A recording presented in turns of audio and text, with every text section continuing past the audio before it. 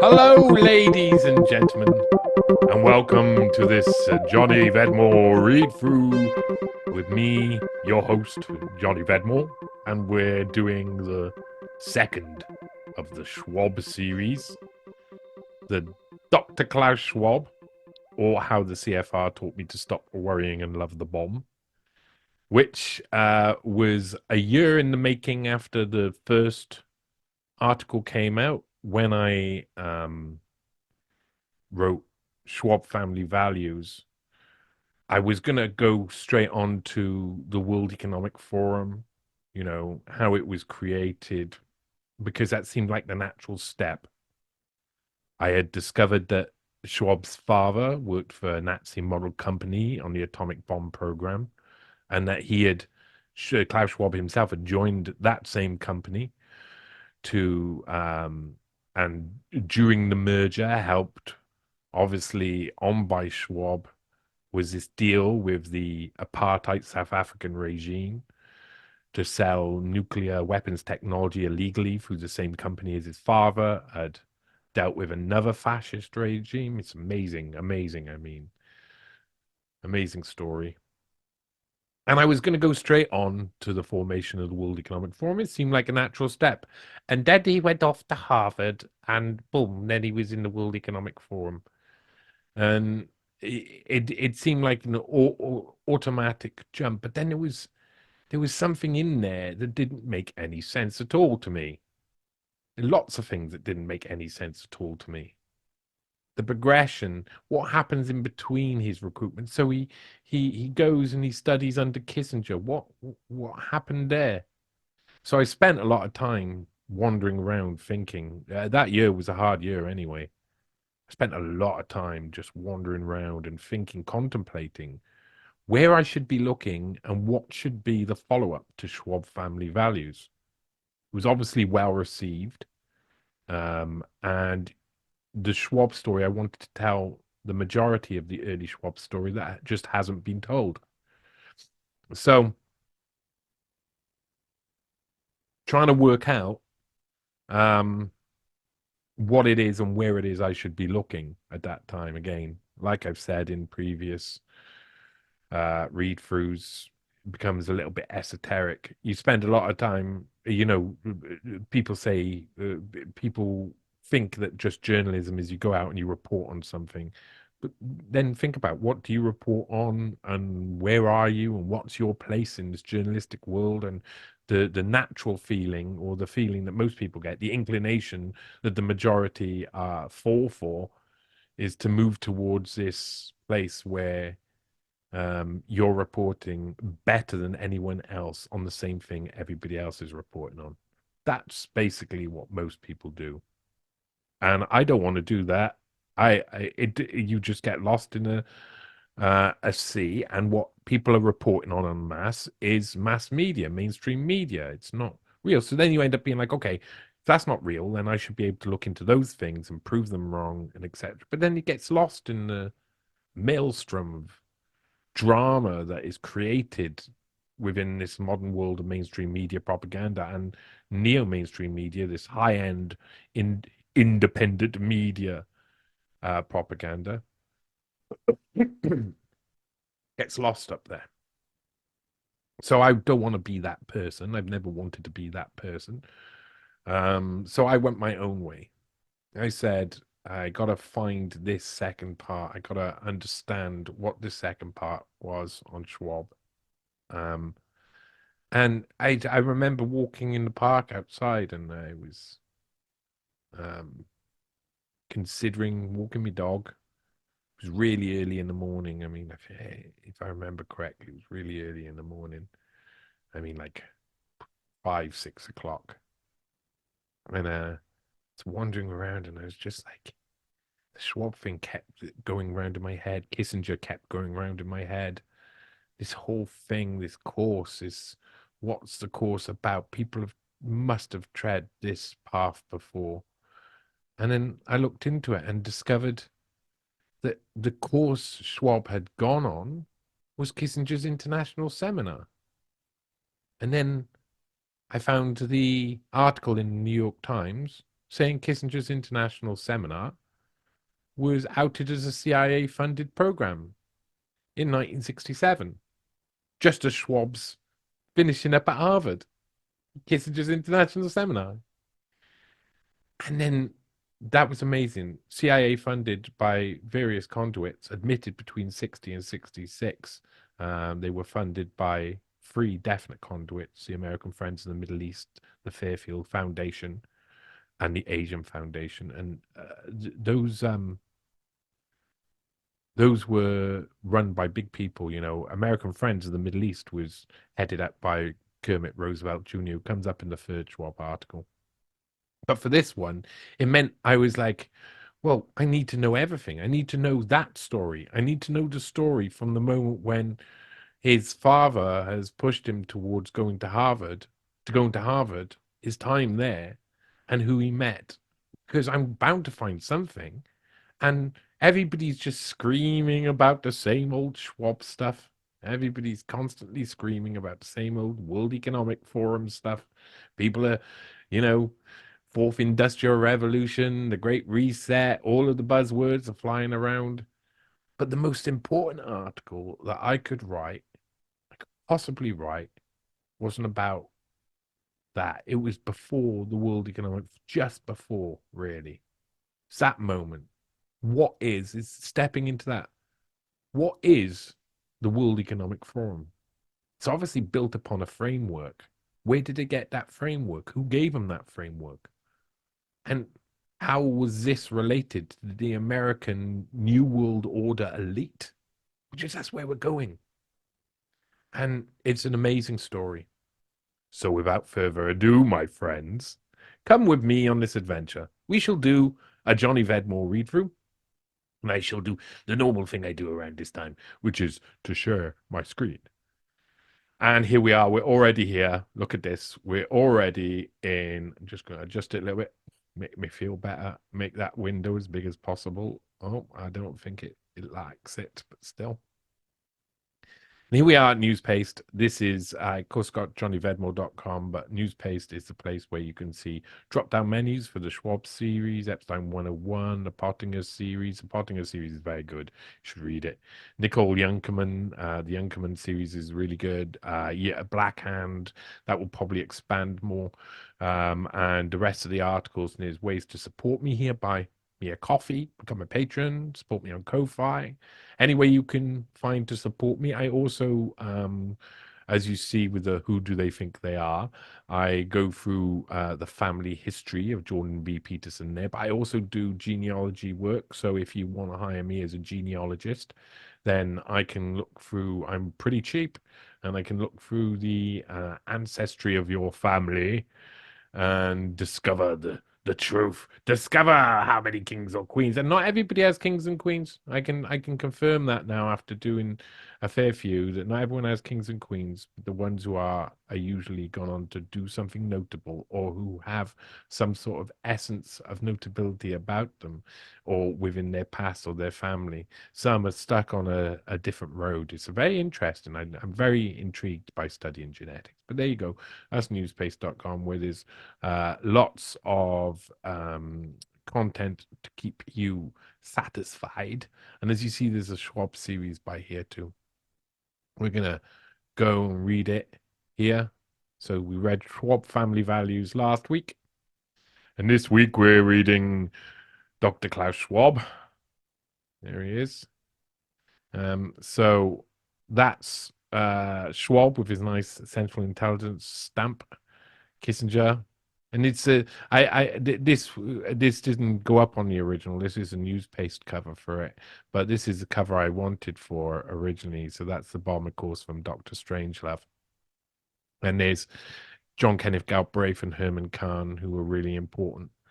And I preferred that because it was like the plan. That was the plan. So planning paper across Schwab. I thought that was the right way, but it was not chosen. Dr. Klaus Schwab, or How the CFR Taught Me to Stop Worrying and Love the Bomb.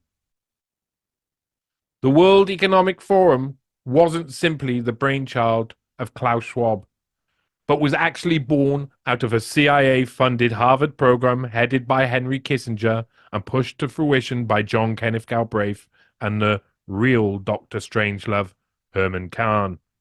This is the amazing story behind the real men who recruited Klaus Schwab, who helped him create the World Economic Forum, and who taught him to stop worrying and love the bomb. By Johnny Vedmore. It's me. The World Economic Forum's recorded history has been manufactured to appear as though the organization was a strictly European creation, but this isn't so. In fact, Klaus Schwab had an elite American political team working in the shadows that aided him in creating the European-based globalist organization. If you have a decent knowledge of Klaus Schwab's history, you will know that he attended Harvard in the 1960s, where he met then Professor Henry A. Kissinger, a man with whom Schwab formed a lifelong friendship. But as with most information from the annals of the World Economic Forum's history books, what you've been told is not the full story. In fact, Kissinger recruited Schwab at the International Seminar at Harvard, which had been funded by the US Central Intelligence Agency. Although this funding was exposed the year in which Klaus Schwab left Harvard, the connection has gone largely unnoticed until now. My research indicates that the World Economic Forum is not a European creation. In reality, it is instead an operation which emanates from the public policy grandees of the Kennedy, Johnson, and Nixonian eras of American politics, all of whom have ties to the Council on Foreign Relations and the associated Round Table movements, with a supporting role played by the Central Intelligence Agency. There were three extremely powerful and influential men, Kissinger among them, who led Klaus Schwab towards their ultimate goal of complete American empire-aligned global domination via the creation of social and economic policies. In addition, two of the men were at the core of manufacturing the ever-present threat of global thermonuclear war. By examining these men through the wider context of geopolitics of the period, I will show how their paths crossed and coalesced during the 1960s, how they recruited Klaus Schwab through a CIA-funded program, and how they were really the driving force behind the creation of the World Economic Forum. Henry A. Kissinger. Heinz Alfred Kissinger was born in Bavaria, Germany on the 27th of May, 1923, to Paula and Louis Kissinger. The family had been one of many Jewish families fleeing from persecution in Germany to arrive in America in 1938. Kissinger changed his first name to Henry at 15 years old, when arriving in America by way of a brief emigration to London. His family initially settled in Upper Manhattan, with the young Henry Kissinger attending George Washington High School. In 1942, Kissinger enrolled in the City College of New York, but in early 1943 was drafted into the U.S. Army. On the 19th of June, 1943, Kissinger became a naturalized U.S. citizen. He was soon assigned to the 84th Infantry Division, where he was recruited by the legendary Fritz Kramer to work in the military intelligence unit of the division. Kramer fought alongside Kissinger during the Battle of the Bulge and later became extremely influential in American politics during the post-war era, influencing future politicians such as Donald Rumsfeld. Henry Kissinger described Kramer as being the greatest single influence on my formative years in a New Yorker article, The Myth of Henry Kissinger, written in 2020. The writer of that article, Thomas Meany, describes Kramer as a Nietzschean firebrand to the point of self-parody. He wore a monocle in his good eye to make his weak eye work harder. Kramer claimed to have spent the late Weimar years fighting both communist and Nazi brown shirts in the streets. He had a doctorate in political science and international law and pursued a promising career at the League of Nations before fleeing to the US in 1939. He warned Kissinger not to emulate cleveling intellectuals and their bloodless cost-benefit analysis. Believing Kissinger to be musically attuned to history, he told him, "Only if you do not calculate will you really have the freedom which distinguishes you from the little people." Here we go again. Henry Kissinger with Klaus Schwab and Ted Heath. It's a very good picture of that. I always love Klaus Schwab's face there. That's the face of the interlocutor. Remember that. During World War II, whilst Kissinger was serving in the US Counterintelligence Corps, he was promoted to the rank of sergeant and went on to serve in the Military Intelligence Reserve for many years after peace was declared. During that period, Kissinger took charge of a team hunting down Gestapo officers and other Nazi officials who had been labeled as saboteurs. After the war, in 1946, Kissinger was reassigned to teach at the European Command Intelligence School, a position he continued to work in as a civilian after officially leaving the army. In 1950, Kissinger graduated from Harvard with a degree in political science, where he studied under William Yandell Elliott, who was eventually a political advisor to 6 U.S. presidents and also served as a mentor to Brzezinski and Pierre Trudeau, among others. Yandell Elliott, along with many of his star pupils, served as key connectors between the American national security establishment and the British Round Table movement, embodied by organizations such as Chatham House in the UK and the Council on Foreign Relations in the United States. They also sought to impose global power structures shared by big business, the political elite, and academia. Kissinger continued to study at Harvard, gaining his MA and PhD degrees at the prestigious university. But he was also already trying to forge a career path in intelligence, reportedly seeking recruitment as an FBI spy during this period. In 1951, Kissinger was employed as a consultant for the Army's Operation Research Office, where he was trained in various forms of psychological warfare. His awareness of psyops was reflected in his doctoral work during the period. His work on the Congress of Vienna and its consequences invoked thermonuclear war in its opening gambit, which also made an otherwise dull piece of work a little more interesting. By 1954, Kissinger was hoping to become a junior professor at Harvard, but instead, the dean at Harvard at the time, McGeorge Bundy, another pupil of William Yandell Elliott, recommended Kissinger to the Council on Foreign Relations. At the CFR, Kissinger started managing a study group on nuclear weapons. From 1956 to 1958, Kissinger also became the director of special studies for the Rockefeller Brothers Fund. David Rockefeller was vice president of the CFR during this period, as well as going on to direct multiple panels to produce reports on national defense, which gained international attention. In 1957, Kissinger sealed his place as the leading establishment figure of thermonuclear war after publishing Nuclear War Weapons and Foreign Policy, a book published for the Council on Foreign Relations by Harper and Brothers. In December of 1966, the Assistant Secretary of State for European Affairs, John M. Leddy, announced the formation of a 22-man panel of advisors to help shape European policy. The 5 most prominent actors of this panel of advisors included Henry A. Kissinger, representing Harvard, Robert Osgood of the Washington Center for Foreign Policy Research, funded by Ford, Rockefeller, and Carnegie money, Melvin Conant of the Rockefeller Standard Oil, Warner R. Schilling of Columbia University, and Raymond Vernon, who was also of Harvard. The other people on the panel included 4 members of the Council on Foreign Relations, Shepard Stone of the Ford Foundation, with the rest being a mix of representatives from leading American universities.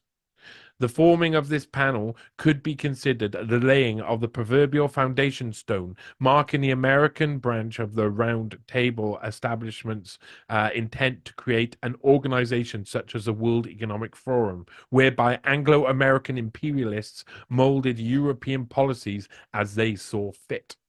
Post-war Europe was at a vital stage of its development, and the powerful American empire was beginning to see opportunities in the rebirth of Europe and the emerging identity of its younger generation.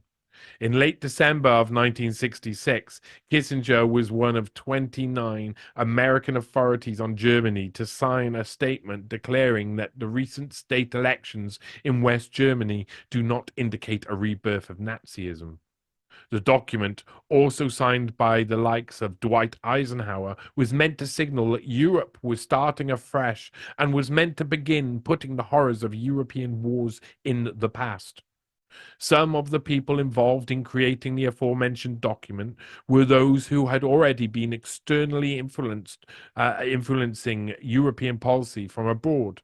Notably, one of the signatures alongside Kissinger and Eisenhower was Professor Hans J. Morgenthau, who was also representing the Council on Foreign Relations at the time. Morgenthau had famously written a paper entitled Scientific Man versus Political Power Politics and argued against an over-reliance on science and technology as solutions to political and social problems.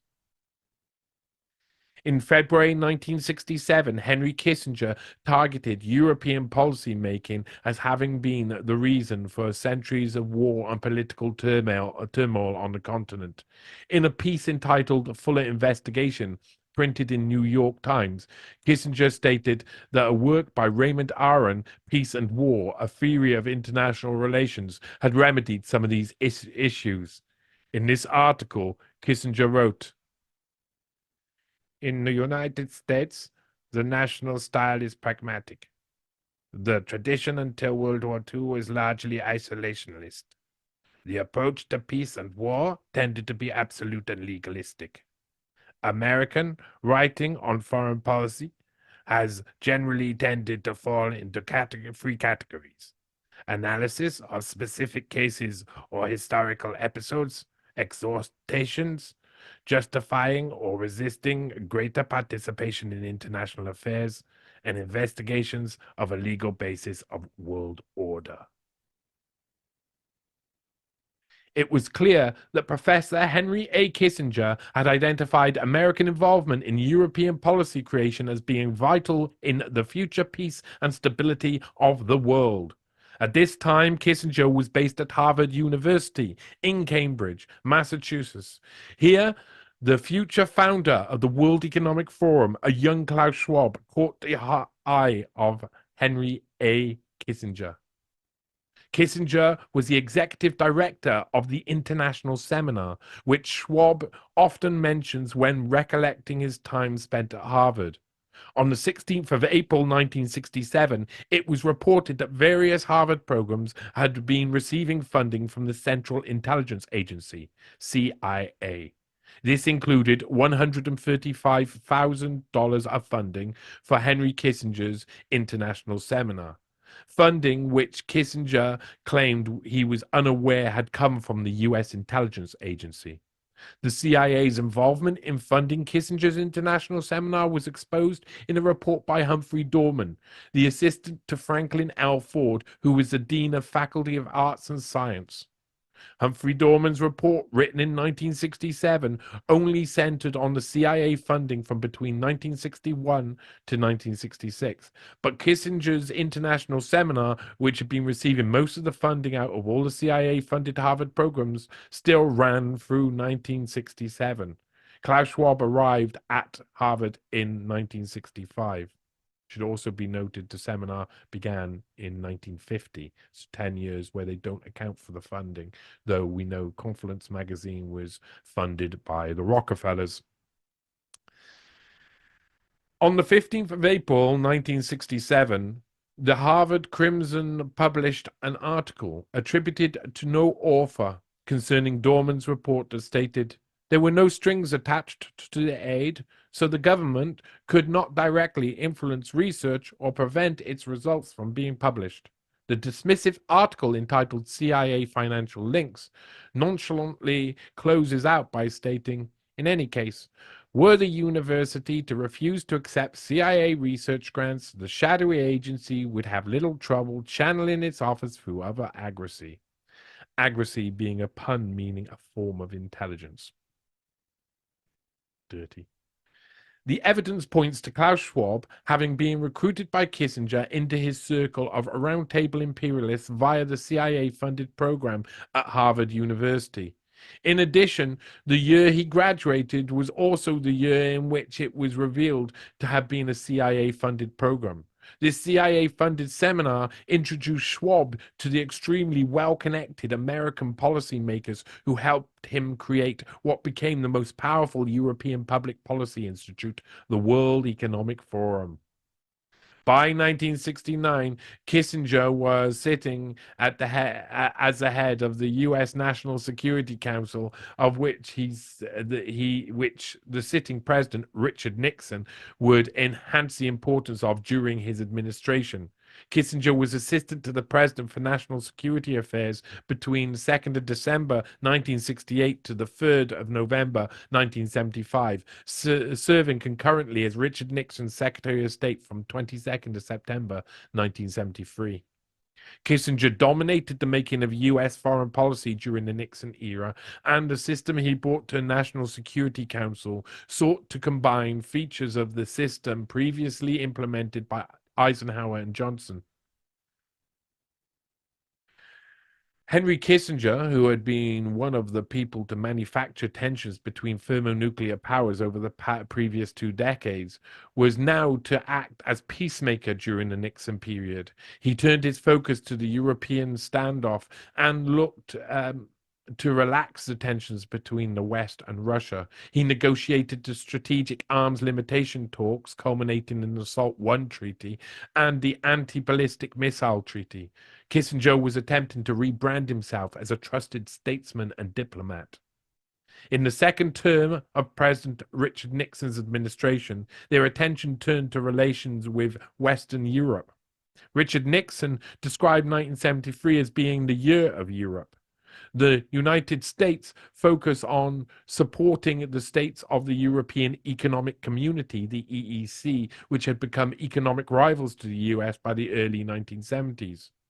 Kissinger grasped the Year of Europe concept and pushed an agenda not only of economic reform, but also arguing to strengthen and revitalize what he considered to be the decaying force, the North Atlantic Treaty Organization, NATO.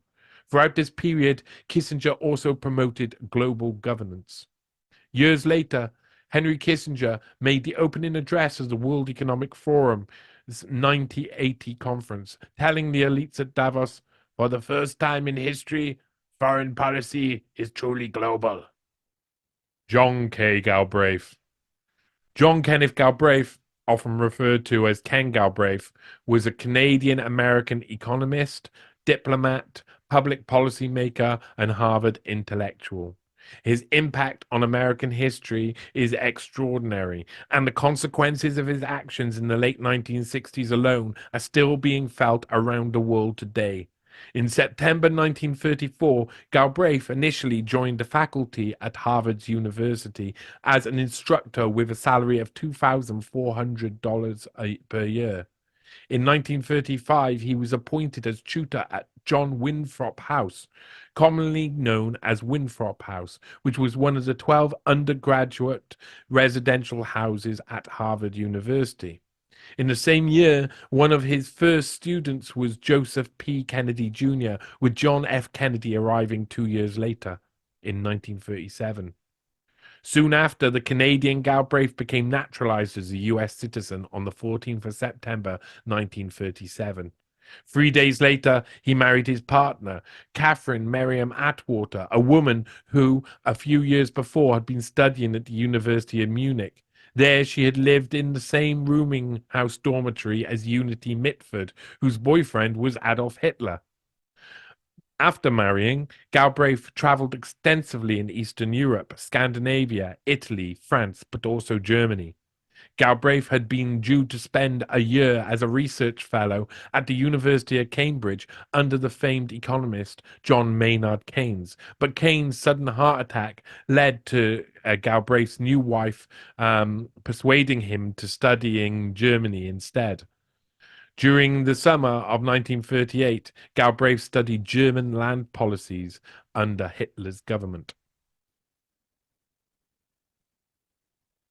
The following year, Galbraith found himself involved in what was termed at the time the Walsh-Sweezy affair, a U.S. national scandal involving two radical instructors who had been terminated from Harvard. Galbraith's connection with the affair resulted in his appointment at Harvard not being renewed. Here it is, still from John Kenneth Galbraith's interview with the infamous Charlie Rose. Galbraith took a demotion to work at Princeton, where he soon after accepted an invitation from the National Resource Planning Board to be part of the review panel into New Deal spending and employment programs. It is this project which saw him first meet Franklin D. Roosevelt. In 1940, as France fell to Nazi forces, Galbraith joined the staff of the National Defense Advisory Committee at the request of FDR's economic advisor, Lachlan Curry. Although that committee was swiftly dissolved, Galbraith soon found himself appointed to the Office of Price Administration, the OPA, headed up the division tasked with price control. He was dismissed from the OPA on the 31st of May 1943. Fortune magazine had already been trying to headhunt Galbraith as early as 1941 and soon scooped him up to join their staff as a writer. The biggest shift in focus for Galbraith happened in 1945. The day after the death of Roosevelt, Galbraith left New York for Washington, where he was duly sent to London to assume a division directorship of the United States Strategic Bombing Survey, tasked with evaluating the overall economic effect of wartime bombing. By the time he had arrived in Flensburg, Germany, Germany had already formally surrendered to the Allied forces, and Galbraith's initial task changed. He accompanied George Ball and was part of the interrogation of Albert Speer. In one move, Galbraith had gone from being a policy advisor to dealing with statistics and projections concerned with pricing to the co-interrogator of a high-ranking Nazi war criminal. Speer had been in various important positions during the war, including as Reich Minister of Armaments and War Production, one of the key men behind the organization, maintenance, and arming of every part of the Nazi Wehrmacht. Wehrmacht, meaning war machine, of course. Soon after, Galbraith was sent to Hiroshima and Nagasaki to evaluate the effects of the bombing. In January 1946, John Kenneth Galbraith was involved in one of the defining moments of American economic history. He took part in the American Economic Association's meeting in Cleveland, where, alongside Edward Chamberlain of Harvard and Clarence Ayres of Texas, he debated Frank Knight and others leading proponents of classical economics. This event marked the coming out of Keynesian economics, which came to dominate post-war America. In February 1946, Galbraith returned to Washington, where he was appointed director of the Office of Economic Security Policy. It is here in September of 1946 where Galbraith was tasked with drafting a speech for the Secretary of State, William Burns, outlining American policy towards German reconstruction, democratization, and eventual admission into the United Nations. Galbraith, who opposed the group of politicians at the time referred to as the Cold Warriors, resigned from his position in October of 1946, returning to Fortune magazine. He was also awarded the Presidential Medal of Freedom that same year. In 1947, Galbraith co-founded the organization Americans for Democratic Action, alongside others including Eleanor Roosevelt, Arthur Schlesinger Jr., and Ronald Reagan. In 1948, Galbraith returned to Harvard as a lecturer in agricultural forestry and land use policy, soon after he was installed as a professor at Harvard. By 1957, Galbraith was beginning to form a close relationship with his former student, John F. Kennedy, who was then junior senator from Massachusetts. The following year, JFK publicly declared Galbraith as the Phileas Fogg of an academic world after receiving a copy of Galbraith's book, A Journey to Poland and Yugoslavia, where he examined socialist planning up close. It is also in 1958 where Galbraith published The Affluent Society to critical acclaim, where he coined such terms as conventional wisdom and the dependence effect. As it is around this time when Galbraith became the Paul M. Warburg Chair in Economics at Harvard. This is the same position he held when he was first introduced to a young Klaus Schwab. Is a link to Galbraith's Age of Uncertainty. It's a really interesting series to see what it's like, what he's like, and the people he turns in circles with, including Ted Heath in that and others who were doing terrible things at the time. By 1960, John Kenneth Galbraith had become economic advisor to the Kennedy campaign. After Kennedy was elected president, Galbraith began staffing the new administration, famously being the man who recommended Robert S. McNamara for the Secretary of Defense. In 1961, Kennedy named Galbraith as ambassador to India, and later in the year, Galbraith traveled to Vietnam at the behest of the president to give a second opinion on the Taylor-Rostow report. On Galbraith's advice, Kennedy began to withdraw troops from Vietnam. In 1963, Galbraith returned to the United States, refusing an offer from Kennedy to take up an ambassadorship in Moscow, so as to return to Harvard. On the day Kennedy was assassinated, Galbraith was in New York with the publisher of the Washington Post, Katharine Graham. Galbraith went straight to Washington and was the man who drafted the original version of the new president's speech to joint sessions of Congress. The year following JFK's assassination, Galbraith returned to Harvard to develop a famous and highly popular course in social science that he went on to teach for the following decade. He still retained his position as an advisor to President Johnson, but spent the rest of the year writing his final academic journals exclusively in economics. By 1965, Galbraith had become increasingly louder in his opposition to the war in Vietnam, writing speeches and letters to the president. This rift persisted between Galbraith and Johnson, with Galbraith finally assuming the presidency of Americans for Democratic Actions and going on to launch a national campaign against the Vietnam War entitled Negotiations Now.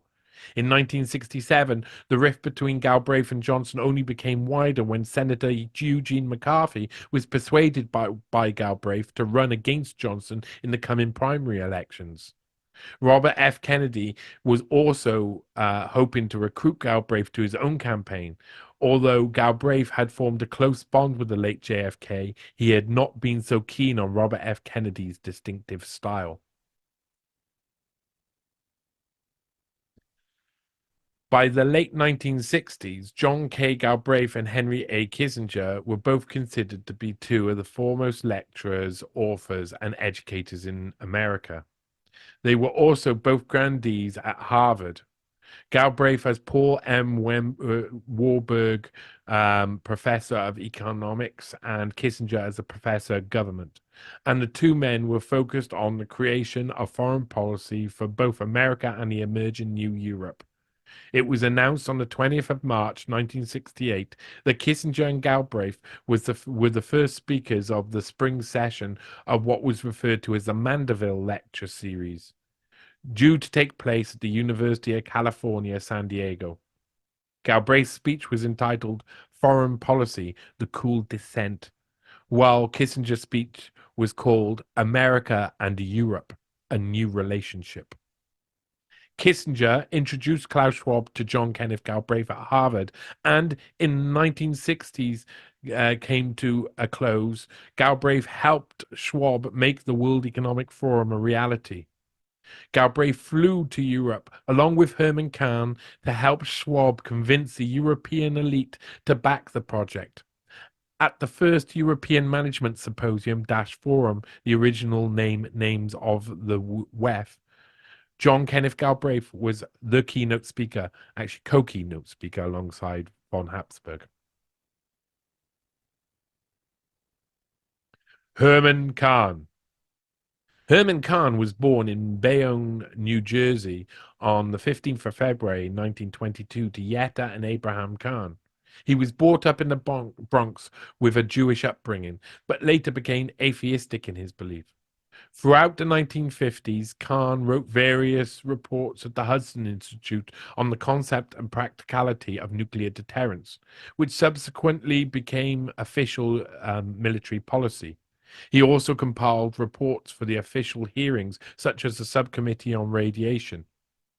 It is in these primordial hysteria. It is in the primordial hysteria of the earliest years of the Cold War where Kahn was given the intellectual and some say ethical and moral space to think the unthinkable. Kahn applied game theory to study the mathematical models of strategic interactions among rational agents, to wargame potential scenarios and outcomes concerning thermonuclear war.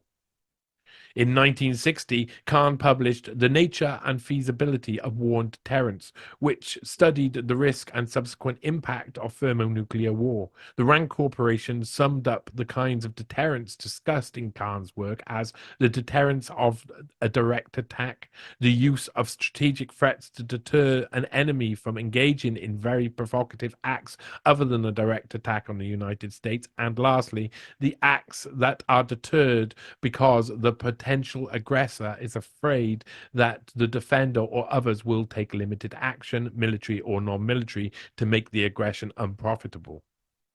Here's Herman Kahn here with Donald Rumsfeld and Gerald Ford.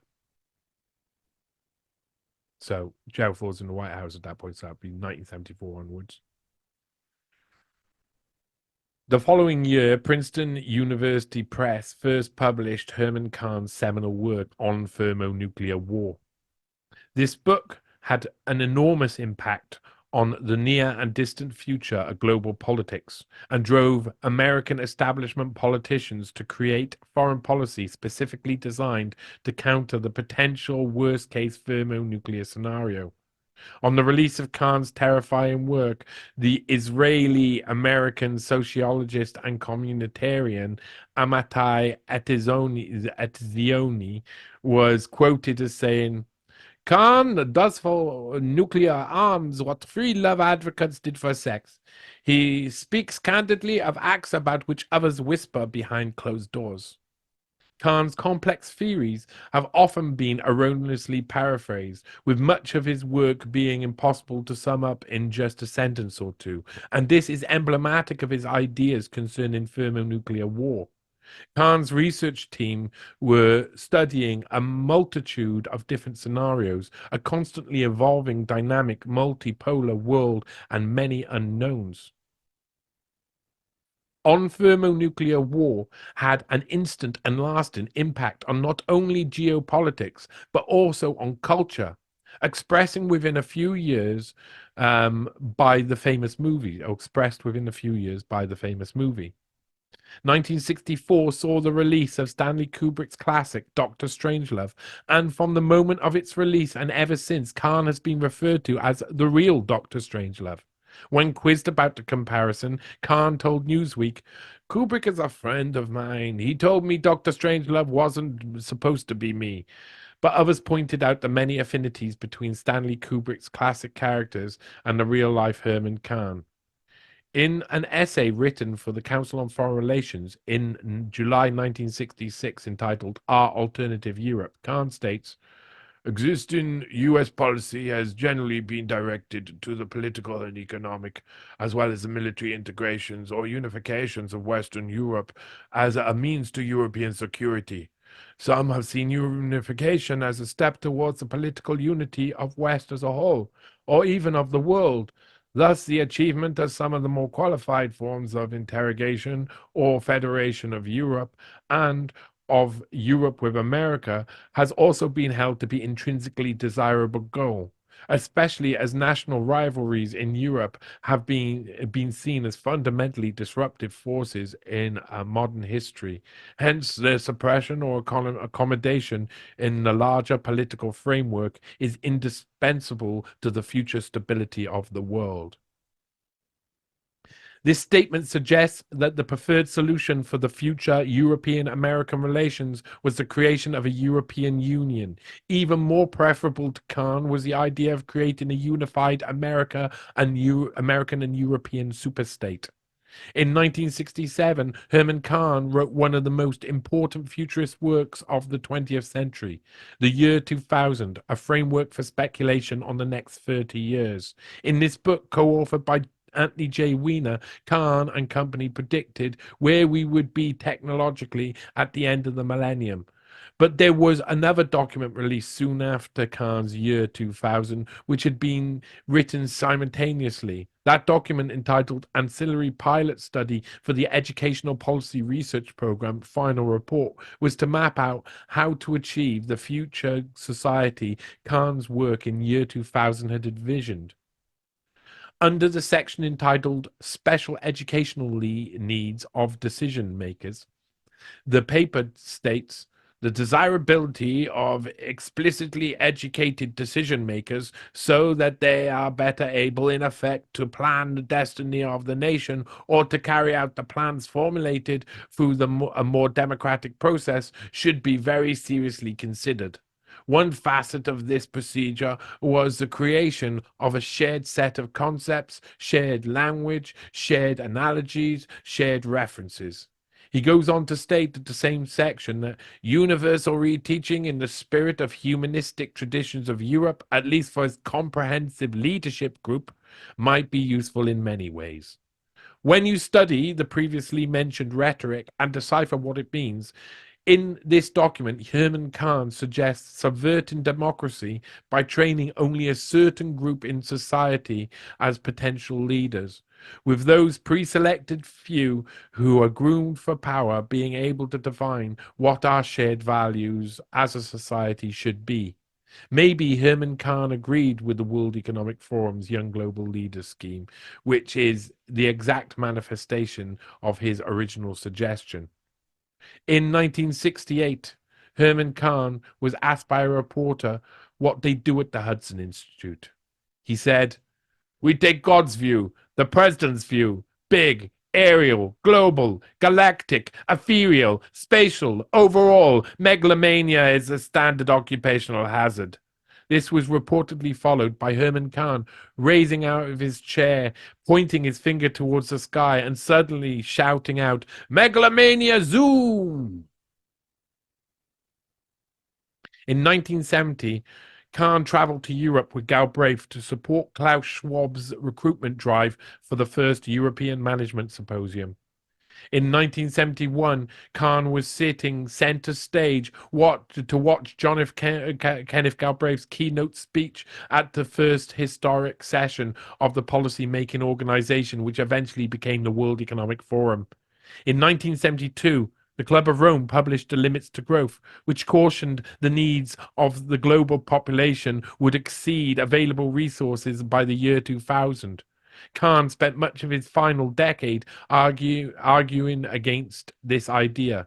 In 1976, Kahn published a more optimistic view of the future, the next 200 years, which claimed that the potential of capitalism, science, technology, human reason, and self-discipline were boundless.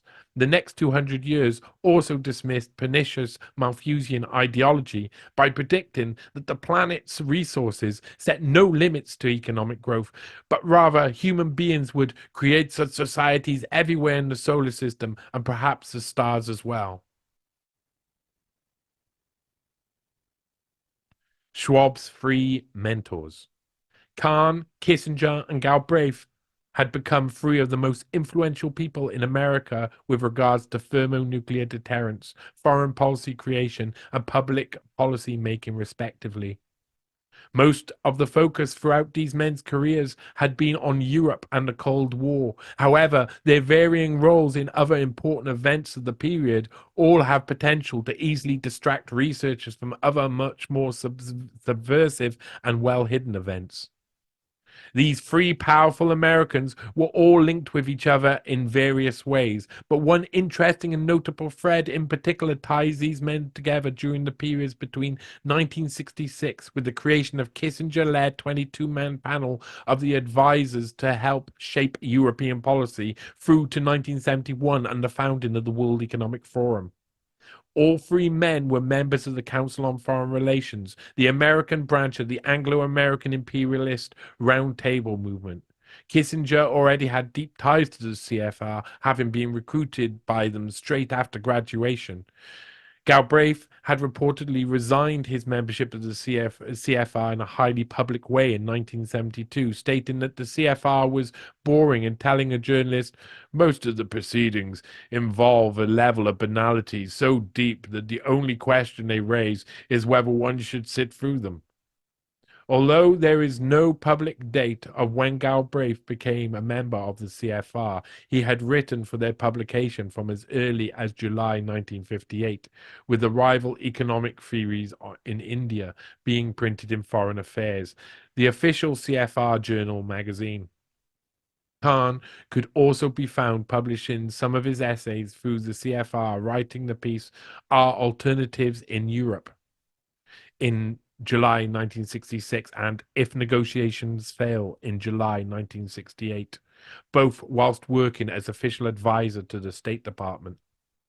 Before the 1960s, these three extremely influential American intellectuals had each been deeply involved in trying to understand the problems of the post-war Europe and mapping out the future of the war-stricken continent.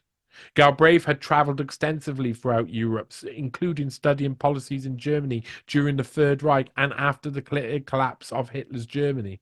Galbraith went on to study the Soviet systems in much the same way. Galbraith's influence over the future President John F. Kennedy from a very early age cannot be understated, and Galbraith was powerful enough to see JFK begin withdrawing troops from Vietnam on his recommendations.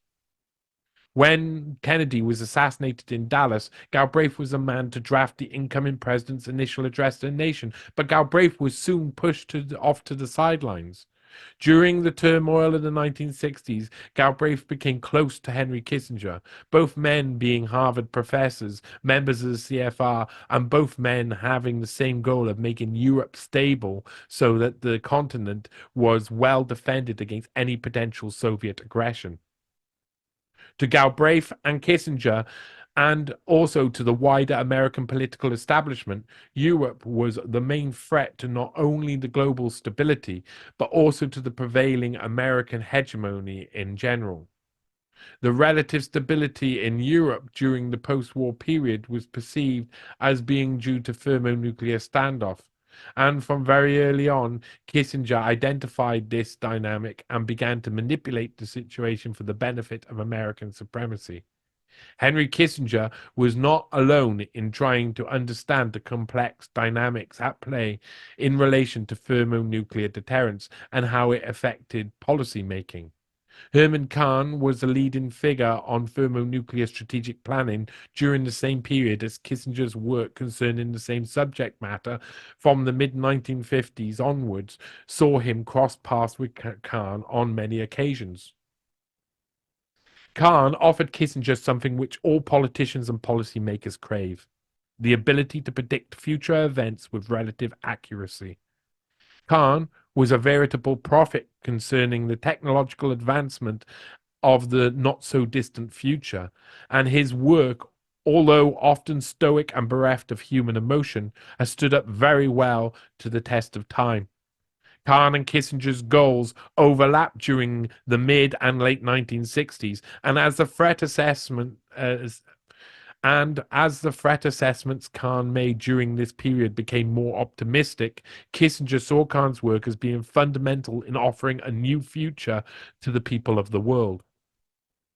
However, Henry Kissinger's vision of the future was not of a free and fair society advancing into a brave new world together, but rather Kissinger intended to create an image of the world which had been skewered by his own CFR-driven establishment perspective. Although he attempted to rebrand himself as a true statesman, Kissinger continued to subvert not only foreign democratic processes, but also to undermine the American system for the eventual benefit of a globalist agenda.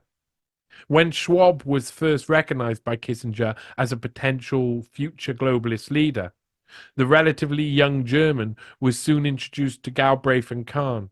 This coincided with Kahn's work identifying the need to specifically train individuals with leadership potential separately from those who attend the prevailing standard educational models.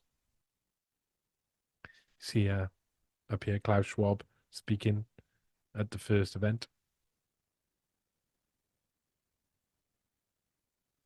In the year Klaus Schwab left Harvard, he was approached by Peter Schmidheiny, who had just sold Escher Weiss to the Schulze Group.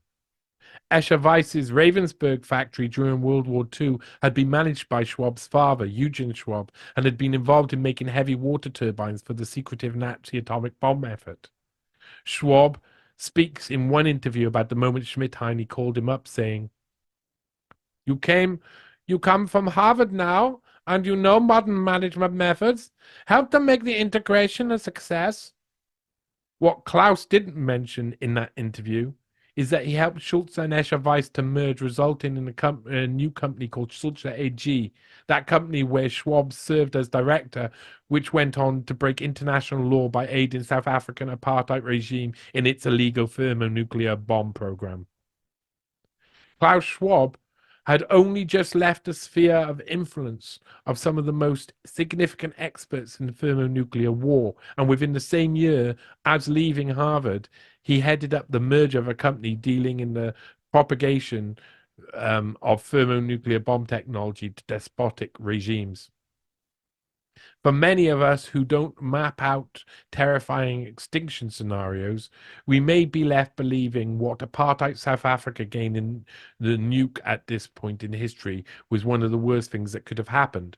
But Herman Kahn's thermonuclear disaster scenarios had led to the rotund genius to believe that, barring a disaster, sabotage, or an accident, no major nuclear power would dare fire thermonuclear weapons as an act of aggression for the foreseeable future.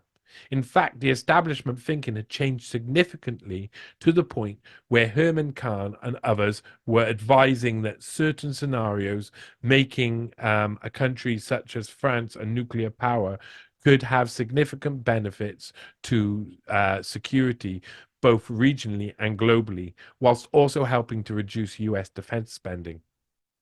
Thermonuclear war was no longer the be all and end all of strategic defense policy.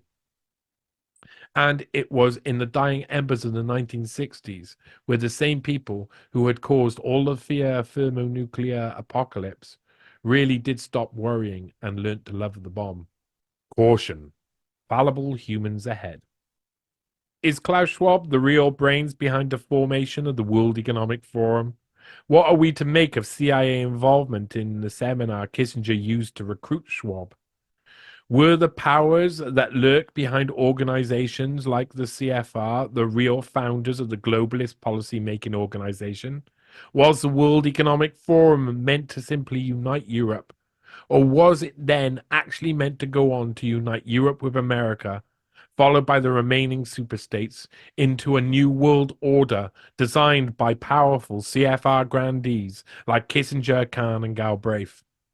These three powerful men each saw in Schwab a reflection of their own intellectual desires. Klaus had been born in the latter half of the same decade in which the technocratic movement had begun, and he came from the first generation to have their formative years in post-war world. Kahn's predictions for the future had not only been an exercise in human wonder, it had also been a project to make these predictions a reality as quickly as possible and regardless of the consequences. In 1964, Klaus Schwab was trying to decide what he was going to do with his career. He was 26 years old and looking for direction, and he found that direction from a familial source.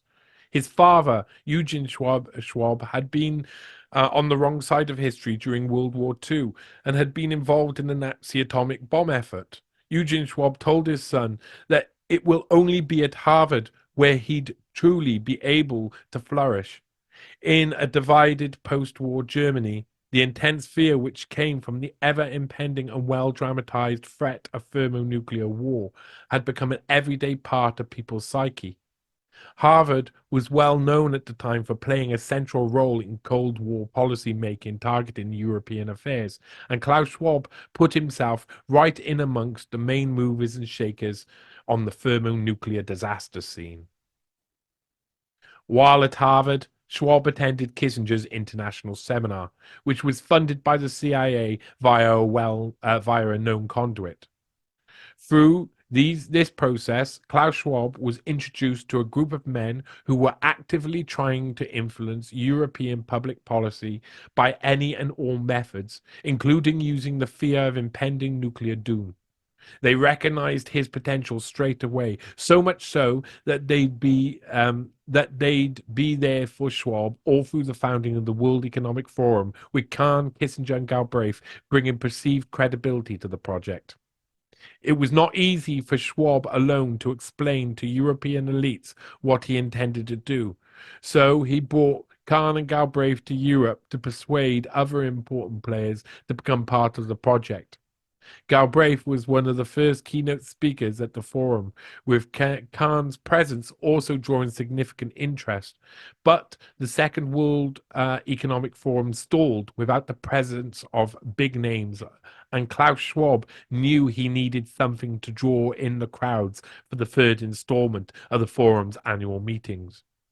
In 1972, the Club of Rome's founder, Aurelio Pecci, had published his controversial book, The Limits to Growth, a book that had been commissioned by the Club of Rome and which took a Malthusian approach to overpopulation. The book called into question the sustainability of global economic growth, and Pecci was invited by Schwab to make the keynote speech. At the 1973 World Economic Forum, this risque public relations strategy paid dividends for Schwab and his organization. From this point on, the forum grew in size, scale, and power, but it all began with a CIA-funded course run by Henry Kissinger at Harvard. That's Aurelio Pecci, a Club of Rome annual meeting. There in Paris in 1975, so 2 years after. Schwab had become more than just a technocrat. He has been very vocal on his intention to fuse his physical and biological identities with future technology. He has become a living caricature of an evil Bond-like villain, conducting secretive meetings with elites high up in the mountain-top chalets of Switzerland. I do not think the image we have of Schwab is an accident. In the post-war years, something very unique happened in Western culture. When the government began using mainstream media as a tool to target the public with military-grade psychological operations, the ruling establishment discovered that marrying the drama of conflict scenarios with media such as film became extremely useful, almost akin to creating self-propagating propaganda in some cases. Films like Stanley Kubrick's Dr. Strangelove were fantastic vehicles for people to understand the absurdity of thermonuclear disaster scenario planning. If people perceive you as an evil, all-powerful villain, then you may not gain the support of the common man, but you will gain the attention from those who seek power and wealth, or how Klaus Schwab referred to them, the stakeholders in society. This is very important to understand. The projection of extreme wealth and power will attract and bring the stakeholders of society to the World Economic Forum's table. With those stakeholders on board, Klaus Schwab's main ideological product, stakeholder capitalism, will see the transfer of power away from true democratic processes and onto a system of governance by a small pre-selected leadership group who will be trained to continue the agenda set for them by the previous generation, as predicted by Herman Kahn. They will hold all the cards, whilst the common people will be left with just illusory pseudo-democratic processes, poverty, and constant absurd psychological operations to distract us all constantly. Klaus Schwab soon became everything Herman Kahn had feared during his most pessimistic predictions. When the Club of Rome produced the Limits to Growth report, Herman Kahn refuted its findings and rallied against its pessimism, whilst at the same time Klaus Schwab made it central to his machinations and have their founder be the keynote speaker at his forum in Davos. Our current geopolitical situation is seemingly regressing back towards the East versus West dynamic of the Cold War era. Again, with recent events in Ukraine, the mainstream media is regurgitating nuclear talking points which are completely paralleled to those of the 60 to 70 years ago. I believe that there is a very obvious reason for our return to Cold War rhetoric.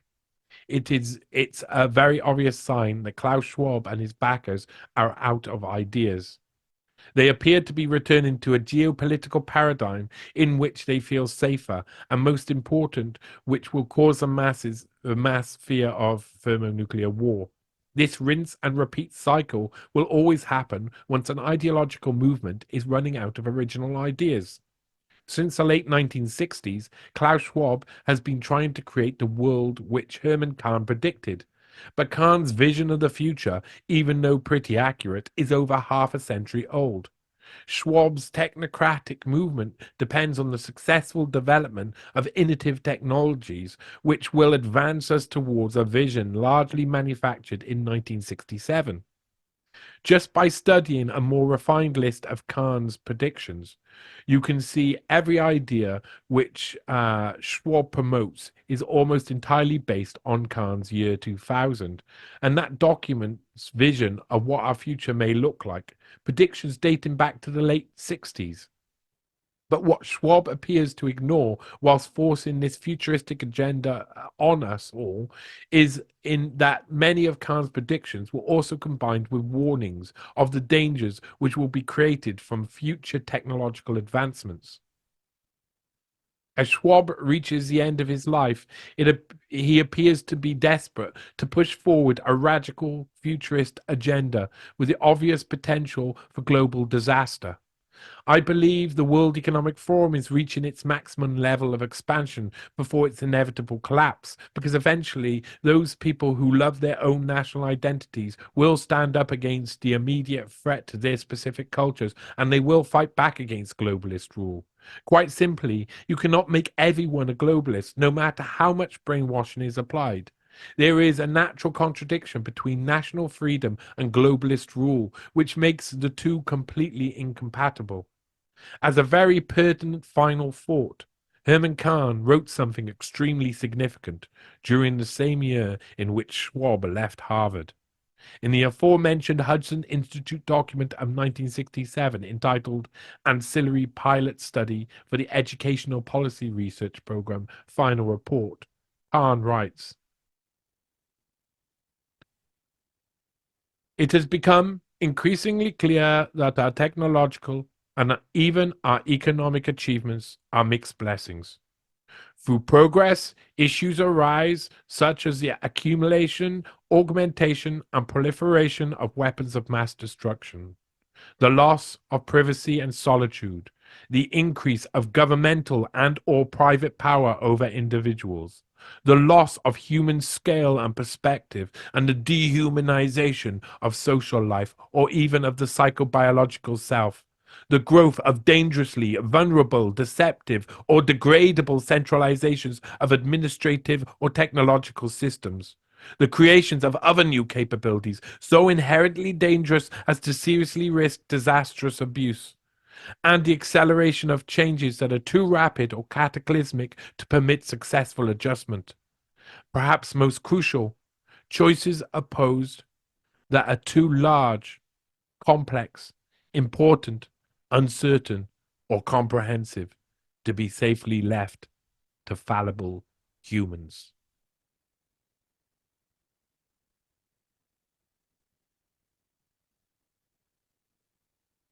That article is a mind kicker.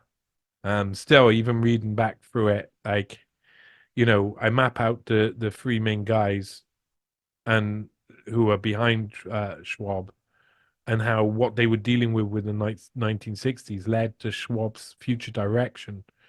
And I think that there's a couple of important things. The second up here, there's a second link from the bottom, up from the bottom. You got the Hudson Institute document, but then you got this list of Kahn's predictions. This leads you to a very interesting site, crummy.com, that lists out all Herman Kahn's predictions, so you don't have to read the whole year 2000. You can see the predictions and it color codes it. It states which ones have been successfully reached, which technologies have been successfully gained, which are still to be, and which are almost there. So it's an extremely interesting list. And the what's really permanent, that last sentence is really important to think of. You already see, the loss of human scale and perspective, and the dehumanization of social life, or even the psychobiological self. That is what a lot of us are living through right now. We've been living through it for a long time now, of probably about 8, 9 years of really intense attack on humanity by ourselves, by people who want to create a future which will see a very biology change, and that needs to aim at your mind and your psychobiological self, attack from all directions.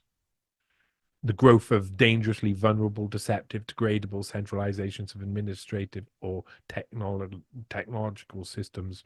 That's what we've experienced more and more over the past 20 years. He's completely right. But that, perhaps most crucial, choices are posed that are too large, complex, important, uncertain, or comprehensive to be safely left to fallible humans. And I think lines like that and moments like that of the past from these big thinkers have really propelled forward this new tech generation that head towards this future that Kahn warned about, with this idea, a new idea, an idea to give the computer control. And we saw the fear and the thinking of that come out again in movies like Terminator and stuff. And then we see us reproduce. Even there's a Skynet nowadays. We all know what's happening. And a lot of the people who saw this said humans are the enemies of humans. Humans can't be trusted. Even the opposition to this, Kahn's warning, the opposition to this are people who are saying the same thing. Club of Rome is saying man is the enemy of humanity. And Herman Kahn is saying these decisions can't be left, and the increase in technology can't be left up to fallible humans. What does that lead an intellectual to think? Apart from, obviously, humans shouldn't be the ones who are responsible. And that's very dangerous now, right now, when we're entering into, they're scraping up for information to feed the AI, to keep feeding AI, to keep feeding AI, to keep feeding AI, so that eventually you won't have a say over anything, because it's too dangerous for you to. And the computers, at the start, AI is being told that, over and over again. Humans too dangerous. Humans are too dangerous. Humans are too dangerous. Logic. You give a machine its logic a reason to see something as dangerous. Think about the logical conclusion to that. We built it in. Virus walls. Uh, so you could share the article here at the bottom, the NEWSPASTE. You could donate me from my work. You buy me a coffee. That's really useful. The also the Ko-fi, extremely useful. Ko-fi is probably my preferred. And become a patron. Become a patron. Contact me. Communicate with me. We'll have a relationship. I've got a really small band of patrons, and they're really nice, and I am very appreciative of them. And of course, there's a lot more down on newspace.com. Other ways to quickly support me there. But that was Dr. Klaus Schwab, or How the CFR Taught Me to Stop Worrying and Love the Bomb, and really looks contextually at the period in which before Schwab meets Kissinger, Galbraith, and Herman Kahn at this Harvard, while attending Harvard's international seminar, how they all coalesced, what their experience had been leading to, and how they all like formed into this late 60s of mid to late 60s idea of we need to reform a new Europe and push for that. And they put everything behind it, all of the power. And of course, it's funded by the CIA up the wall, up the wazoo. And that's what the next article. So the next article in that series, on the drop down menu on NewsPace, you'll find it. Is the Kissinger Continuum, the unauthorized history of the World Economic Forum's Young Global Leaders Program. And I go back through Kissinger's international seminar with a fine tooth comb and really show how it was the precursor to the World Economic Forum's programs and leadership programs, and then how the leadership programs of the World Economic Forum were also part funded in thanks to Henry Kissinger, and the cycle continued. So that is an astounding article. I didn't, when I go on these rides, I'm researching, so I think I know what I'm going to find. That's every time, I like go, I think I know what I'm going to find. Every time I know that I'm going to find a load of stuff. I'm just going to be wrong about loads of stuff. My preconceptions before I've looked at all of the information are nearly always wrong. So you find out that the CIA was originally an anti-Zionist organization. That's been baffling. I mean, it's just like, well, that's not the current paradigm, but paradigms change, and you learn who was on the right side and wrong side of history with perspective, with that, hindsight, with that foresight that you can see from now. If you go back in time, you can see what direction they were heading into and why it would be good or why it would be bad. So, really like mind-bending article because you realize what the World Economic Forum was created to do, and that means something completely different. Now, when the fourth in the series is about Guido Goldman and the German Marshall Fund, uh, in the Kissinger's international seminar was part being run by Abby Collins, who was his like main assistant for it, and Abby Collins afterwards got reinstituted at the German Marshall Fund when that got created, which was again a Cold War policy sort of institute that would run leadership programs. 4 5 that is still going now today, still pumping out leaders, and that's obviously an intelligence front too.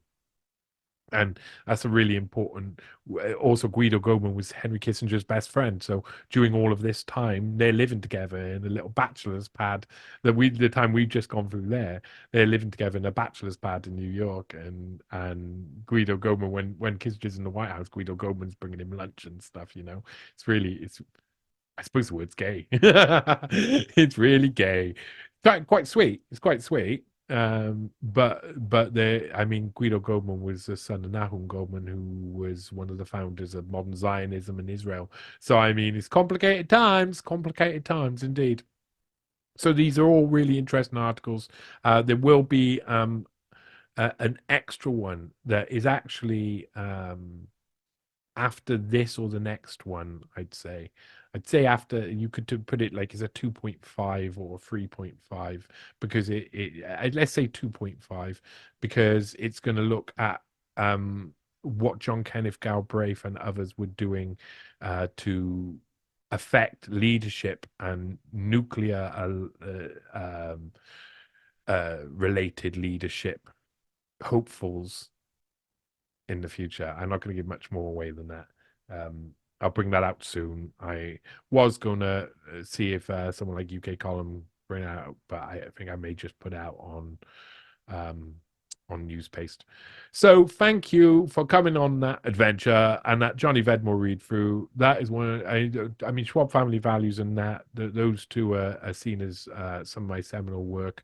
But I will be doing the rest of them soon, and I'll be continuing with the Black Hand series with a read through of the Hod Dibbing ones soon. Come join come join me on newspaste.com or johnnyvedmore.com or on YouTube or whatever, Rumble, etc. Both NEWSPASTE and Johnny Vedmore got representation on loads of videos out on YouTube and the like. The podcast, NEWSPASTE podcast, comes out roughly every 2 weeks at the moment. And has some really interesting additions. Actually, the last one where I interviewed Fox Green is really related to this because it's like sort of the Kahnsian sort of optimistic view of futurism that maybe I don't hold, but other people do. That, well, you're not going to be able to stop technology, so you've got to mold the organization of it and how we live with it and how we live with each other with this technology. So please, like, share, subscribe, support me if you can. Please help. I need your support as much as possible to continue doing work such as this. And I thank you very much for being with me on this Johnny Vedmore read through. Bye.